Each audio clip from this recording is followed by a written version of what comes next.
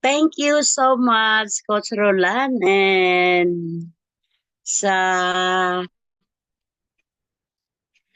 opportunity na makapagsalita dito sa ating grupo, sa ating negosyo.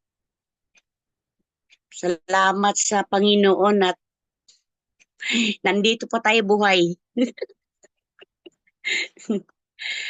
So, good evening, good morning, good afternoon sa lahat, kahit saan man makarating ang aking message, no?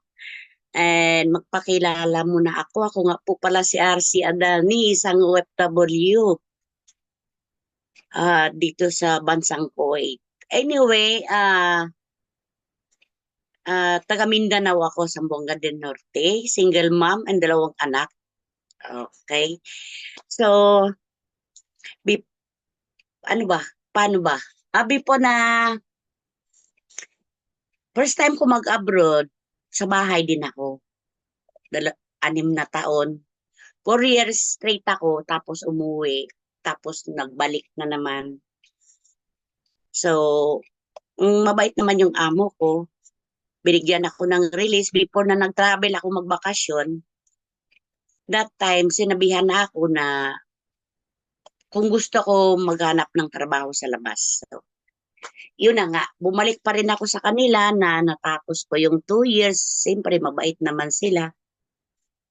Um, sa pagkain naman, open naman ako talaga. Wala akong problema doon sa kanila. Yun na nga, nakahanap ako ng trabaho sa labas. Ngayon,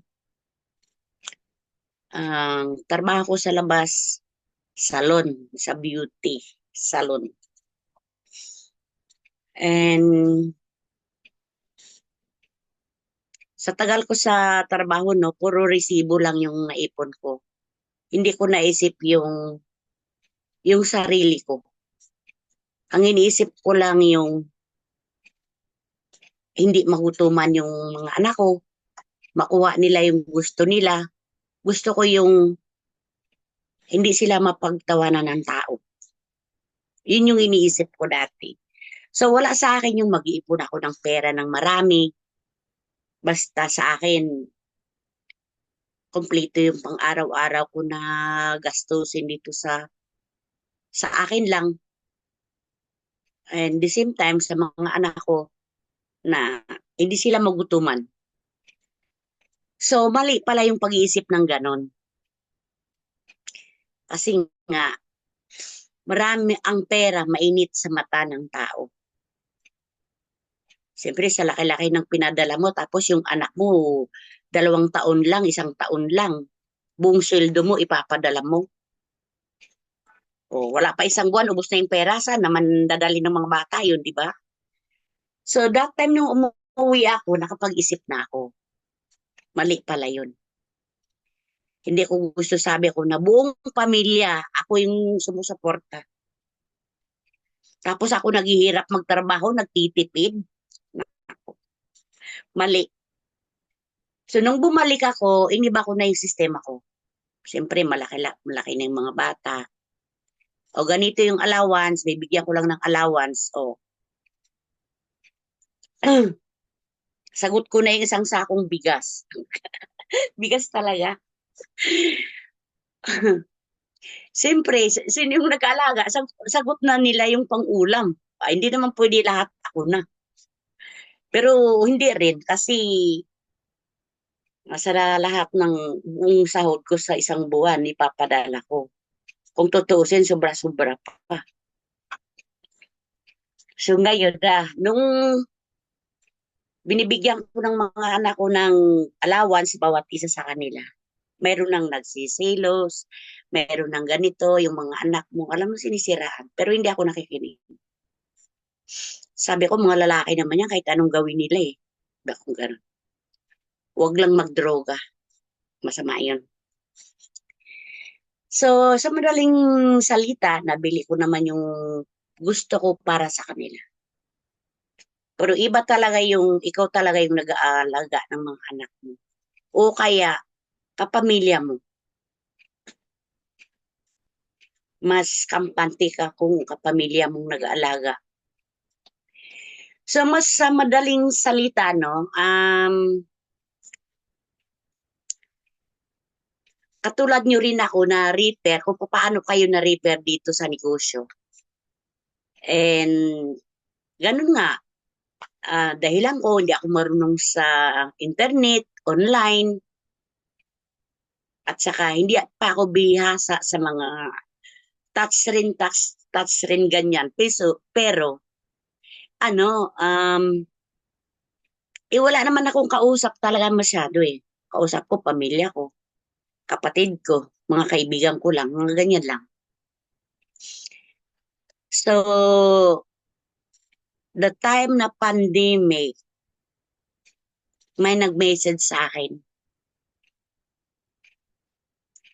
Yun na nga, tinanong ako kung alam ko ba yung online. Sabi ko, wala akong idea dyan dahil hindi naman ako nag-online. Yun na nga, ini-explain sa akin, ah, huwag kang mag-alala at tuturuan ka namin. So, pinag-iisipan ko yun. Siyempre, gusto mo rin naman makakaipon at gusto mo ring umangat sa buhay. Lahat naman tayo gusto natin. Pero iba talaga yung gusto mo. Gustong gusto mo kaysa gusto mo lang. So, yun na nga. Pumapasok ako sa Zoom, yun sabi niya sa akin, mag-download ng Zoom. Hindi ko nga alam eh. Tinuturuan ako. Salamat nga pala sa nag-invite sa akin dito, si Coach Roland Malasarte. Thank you so much, Coach.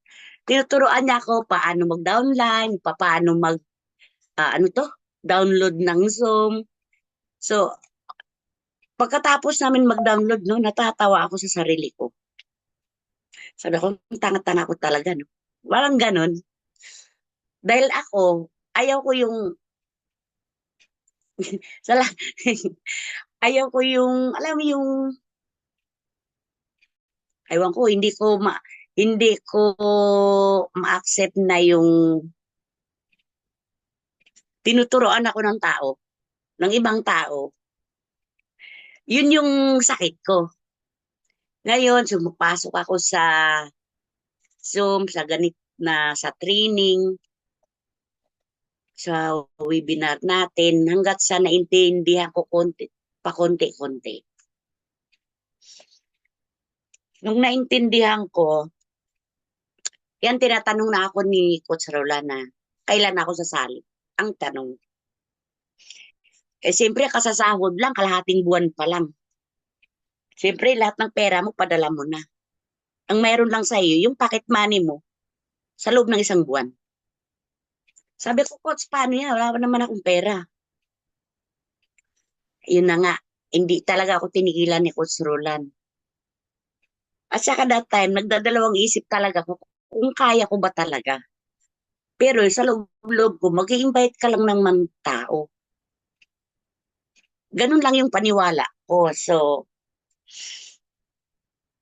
ginawa ko, pagka sweldo ko, pagka sahod ko, yun na. Nagbigay ako ng pera kay Coach Roland. Sumali na ako. Sabi ko, sige, itaray ko one account. Tapos, katapusan na naman isang account. Yung, alam mo yun, routine yung ano ko every month. So, ang nangyayari, parang nakakapagod. Buwan-buwan magpadala ka ng isang account, dalawang account, nakakapagod. Kung kaya mo mangutang, mangutang ka. Ang ginawa ko, nangutang ako sa amo ko. Linandi-landi ko muna yung amo ko. Landi-landi talaga. Babae yun, di yun lalaki, no? Si Madam. Sabi niya sa akin, alam ko may kailangan ka sa akin, no? May pamasad-masad pa dun sa may balikat niya. Ay, Madam. So, sabi ko, meron nga. Gusto ko mangutang ng pera. Sabi niya, magkano? Magkano ba yung inutang ko? 500, no? Para makumpleto ko lang yung 15 accounts ko. So, binilang-bilang ko. Sabi ko sa sa 80,000. Ganito yun. O di, pinahiram ako ng 500 KD. So, ayun na nga, natapos ko na yung 15 accounts. Nung natapos ko na, sabi ko kay Coach Rulan, Coach, ano naman ang gagawin ko? Sabi niya, mag-invite ka na ng mga tao. I-share mo yung negosyo natin. Okay. Invite na naman ako kahit saan ko matagpuan dyan. Kahit kasama ko sa elevator, hala, bigyan mo ako ng ano mo, account mo dyan sa Facebook mo. Kaya sabi ko, ala, ganito pala, no? Hanggat kung saan sana, add ako ng mga friend ko sa Facebook. Yung iba, hindi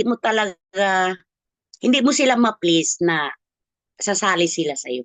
Nakikinig, pero ramdam mo na hindi sila kursunada. Hindi nila type. So, wala lang, pasalamat lang ako sa kanila. Una-una ko talagang in-invite dito mga kaibigan ko, mga kamag-anak ko. Pero yung mga kaibigan ko, that time, excited. Sasabihin ka agad, 15 accounts. Sabi ko, seryoso ka, kaya mo yung 15 accounts? Nung sinabi ko yung presyo, sabi niya sa akin, no? Ay, wag na muna. O, di ba? Hanggang ngayon, walang sumali ng mga kaibigan ko. Ganun katindi. Walang sumusuporta sa ng mga kaibigan. So, ang gawin mo lang, yung ano, sa mga ibang tao ka maghanap ng prospect mo. Yung hindi mo kilala. Dahil pag hindi mo kilala, oy, hot ka sa paningin nila. Akala nila naghahanap ka ng lalaki. Ako naman, ang ginawa ko, o sige, laruin mo na kita sandali. O, di ba? Para makapasok lang sa Zoom. Ganun yung mga ginawa ko. So, sa madaling salita, ay lahat ng mga yon wala ding nakasali dahil walang pera. Mm. So, hindi ko na pinansin yung mga yon. Naghanap na naman ako ng iba. Ganun din naman. Lahat ng sinasabi nila, ganun lang. Ipaliwanag mo sa prospect mo, maghahanap ka ng prospect mo, o kaya ang anak mo, isali mo. O. So, madaling salita, sinama ko yung anak ko pagkatapos ko ng 15 accounts ko. On the spot, sinali ko yung anak ko, kinuhanan ko ng accounts ng 7 accounts.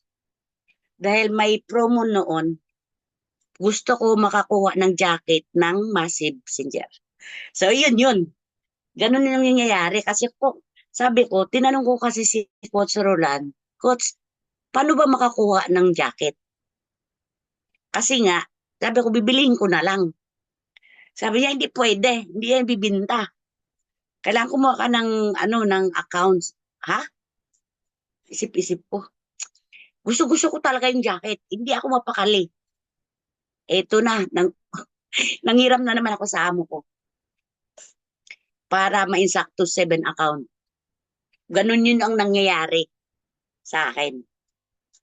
Kasi pag gusto ko, hindi ko talaga titigilan yan. Kuhanin at kukuhanin ko talaga yan. Nga ito na nga. Yun na, nakaumpisa na ngayon. Ang account ng anak ko, next month matapos ko na, 15 accounts na naman. So, hanggat, ano, kaya palagi ako naka-awards dito. Hindi naman ako na zero dito na wala akong awards, no? Pero sa likod ng awards na yan, may pera dyan. Hindi naman pwedeng wala. At hindi ka rin pwede mag-share dito nang wala kang improve sa negosyo mo. Ganun yun. So, ayun na nga, um, Naka-awards na naman ako, top earner na naman ako. That's, ano ba yan? Kaya nakapagsalita ako dito. So maraming salamat sa ating mga mentor at hindi sila nagsasawa sa atin. Natuturuan tayo. Basta makinig ka lang at sumunod. O sa mga kasama ko naman sa mga team ko, the greatest. Sa inyo huwag tayong tumigil, huwag kayong suminto. Tuloy-tuloy lang tayo, makinig at sumunod lang tayo kung anong sinasabi ng mentor natin sa atin. Dahil pag ginusto mo to talaga na makuha mo, magagawa mo to. Huwag lang tayong panghinaan ng loob na agad-agad yung gusto natin, hindi natin nakuha. Huwag ganun kasi. Parang nagtatrabaho ka, di ba? Araw-araw pumapasok ka. Pag hindi ka papasok, wala kang sweldo, di ba? O kaya bawasan yung sweldo mo. Ganon din dito sa negosyo natin. Kailangan may maipasok ka ng tao para kumita ka. Ganon yun. So sa mga baguhan pa lang, ganun lang, sumunod lang kayo sa mga mentor nyo at huwag tayong tumigil sa mga invite ng mga tao. I-share natin yung negosyo natin. And sa mga OFW naman, katulad ngayon na ang mundo magulo na, kailangan naka-ready. Mayroon kang nakalaan sa sarili mo. Kahit naman hindi magulo. Iba na talagang mga panahon ngayon. Kung wala kang pera, pagtanda mo, kawawa ka. Kaya nga, kailangan maglaan tayo na yung sa para sa atin. Hindi sa lahat ng panahon malakas tayo. Hindi sa lahat ng panahon may trabaho tayo. Pag wala ka ng trabaho, wala kang income, ano na lang, at saka ka pa magsisi. So yun yung anuhin natin, ang paghandaan natin, ang pagsisihan natin bandang huli. Ngayon, malakas pang katawan mo, medyo bata-bata ka pa, so ipursige mo talaga yan.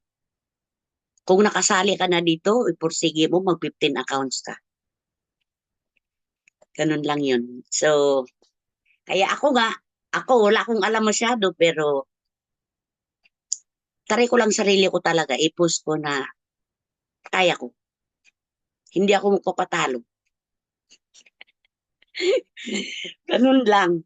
So, sa mga kasama ko, no, ah sa mga downline ko dyan, huwag kayong huminto.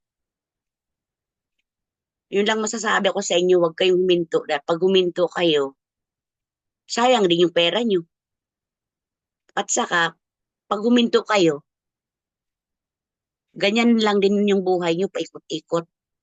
Paikot-ikot na gustuhin yung yumaman, pero sa isip nyo lang. Kailangan pag inisip mo, aksyonan mo kaagad. So, siguro, Coach Roland, hanggang dito na lang, no? Kasi parang ginabi ka na dyan. Pasensya na kay Mentor Archie kasi kanina ko lang nakita yung message niya. Sorry talaga. So anyway, salamat sa inyo and salamat sa Diyos at dito pa rin tayo, no? Magkita-kita sa Zoom. At sana dumami pa tayo. And gusto ko rin magpasalamat sa mga coach natin, kay Mentor Archie Saplot, kay Coach Roland Malasarte. Coach, thank you so much. Kay Coach Remigio Ganuhay and kay Coach Gian Balanay, and thank you sa inyong lahat.